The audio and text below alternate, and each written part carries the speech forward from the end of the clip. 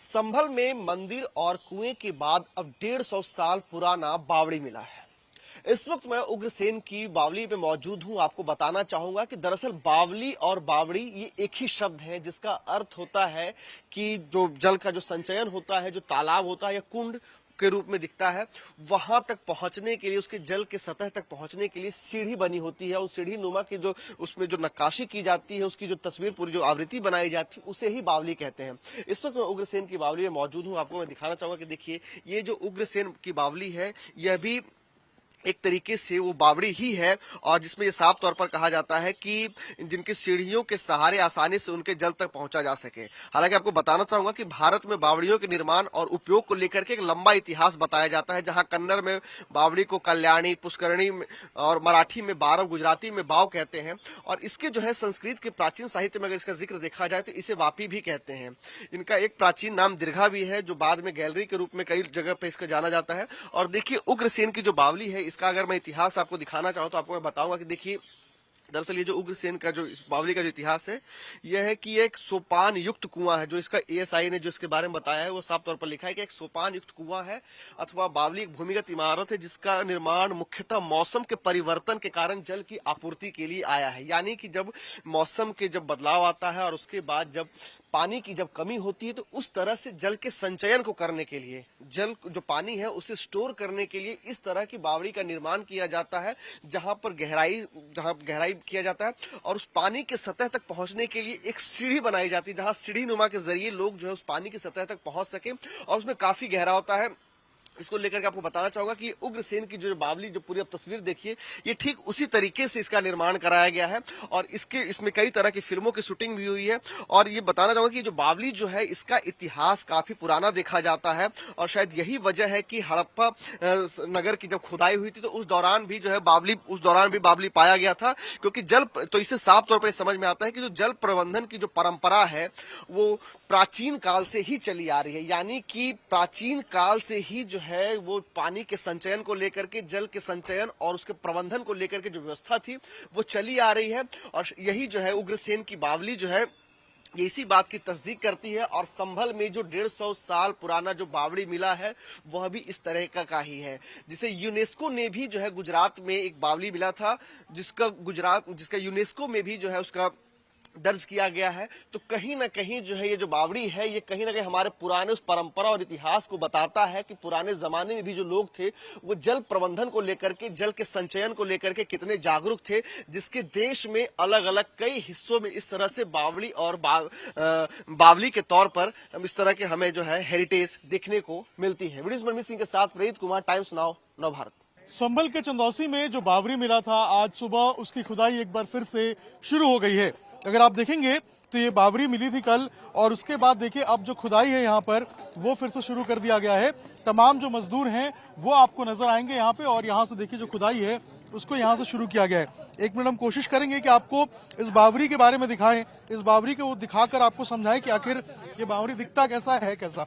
ये देखिए, अगर नीचे आप देखेंगे तो ये बावड़ी जो है, इसके अंदर ये देखिए ये गेट है, और ये देखिए यहाँ से इस तरीके से जो है ये बावड़ी के अंदर लोग जो है वो आते थे। और अभी देखिए हम बावड़ी के अंदर मौजूद हैं, और ये देखिए यहाँ पर एक जो कमरा है, जो कमरा बताया जाता था, जो एक तरीके से आप देखेंगे तो ये बैल्कनी टाइप का जो बावड़ी के अंदर होता था, ये आपको नजर आएगा। और इसके अंदर आप देखेंगे तो एक लंबी सी आपको ये सुरंग नजर आएगी, और देखिए इसको भी खोद कर यहाँ से निकाला जा रहा है। अंदर जो मलबा भरा हुआ था उसको भी यहाँ से निकाला जा रहा है, और ये लंबी सुरंग जो है वो चारों तरफ गोल घूमती है, यानी कि बरामदा की तरह जो है ये पूरी सुरंग घूमती है। और इसके अंदर 4 कमरे हैं, ये बताया जा रहा है। और जो सीधे का रास्ता है यहाँ से, वो अगर आप देखेंगे तो एक इस तरफ से जो है वो ये बालकनी के टाइप बनाया हुआ है बरामदा, और दूसरे तरफ अगर आप देखेंगे तो बिल्कुल इसी स्ट्रक्चर में ये दूसरी तरफ है, वहां भी आपको सामने की तरफ देखिए बिल्कुल उसी तरीके से बना हुआ नजर आएगा, जिसमें अभी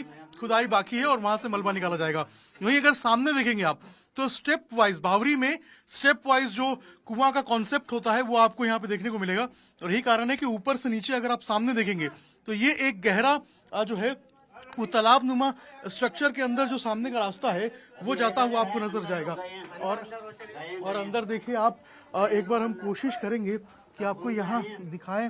ये देखिए किस तरीके से जो है ये बावड़ी है, और अगर आप और अंदर आके दिखाएं हम आपको, तो ये देखिए यहाँ पर अगर धीरे धीरे करके आप आगे जाएंगे तो ये लंबा सा सुरंग है और ये सुरंग चारों तरफ घूमता है।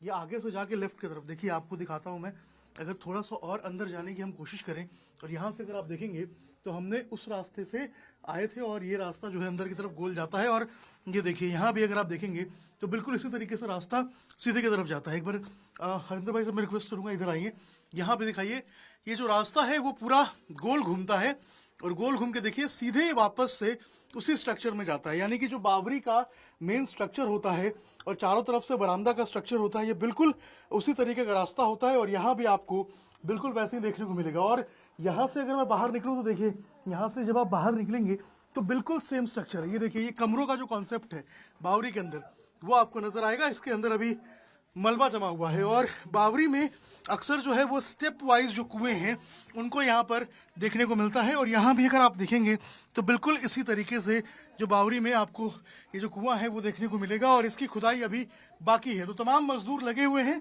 कल हमने देखा था किस तरीके से जो डीएम मौके पे पहुंचे थे, एसपी मौके पे पहुंचे थे और जो खुदाई है उसको यहाँ पे जारी रखा गया था। और आज सुबह से हम देख रहे हैं कि यहाँ पर मजदूर लगाए गए हैं और देखिए फावड़े से जो है आज यहाँ की खुदाई हो रही है और नगर पालिका के जो कर्मचारी हैं वो आके खुदाई कर रहे हैं। अच्छा, कितना देर लगेगा अभी खुदाई में? अभी बहुत टाइम लगेगा, अभी कई 2 महीने भर के बराबर लगेगा साहब इसमें, क्योंकि 3 मंजिला है नीचे तक।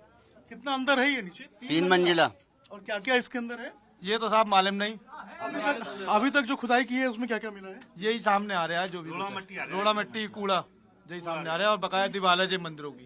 तो ये क्या, ये गोल घुमा हुआ है या किस तरीके से? ये तो अब देखो साहब खुदाई करते हुए जाने आए को मालूम पड़ेगा किधर को घूमेगा।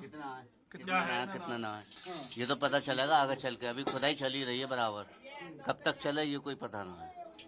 तो अंदर कुआं हुआ भी है, तालाब भी है? हाँ जी, अंदर कुआं भी है, सामने? हाँ नीचे है, यहीं है बाहर की तरफ में। तो देखिए सामने की तरफ में कुआं है और ये बावरी के अंदर का इलाका है। और आप देखिए ये जो दीवार हैं ये सीमेंटेड है और जो स्ट्रक्चर है वो देखिए आपको जो है वो इस तरीके से नजर आएगा। और कहते हैं ऐसा कि ये 100-200 साल पुराना जो बावरी है वो है और राजा महाराजा काफी ज्यादा बावरियों का इस्तेमाल करते थे अपने रहने के लिए। इसके अलावा वहां पर पूजा पाठ ध्यान करने के लिए सेनाएं जब युद्ध पे जाती थी तो सेना के विश्राम के लिए बावरी बहुत इंपॉर्टेंट होते थे। यहाँ पे भी अब जो जांच है वो की जा रही है कि आखिर ये बावरी किस लिए बनाई गई थी और कहां से आई थी। कुछ लोग आए भी थे जो क्लेम कर रहे थे कि उनके खानदान के लोगों ने ये बावरी बनवाई थी, लेकिन प्रशासन जो है वो एक एक चीज की जांच कर रही है कि आखिर ये बावरी का ओरिजिनल स्ट्रक्चर कितना पुराना है और आखिर इसका मालिकाना हक किसके पास उस समय था जब ये बनाया गया था। खुदाई आज भी जारी है, देखना होगा कि आखिर कितना गहरा, कितना मंजिला और क्या क्या इस बावरी के अंदर मिलता है। के साथ अभिषेक राज, टाइम्स नव भारत, चंदौसी संपल।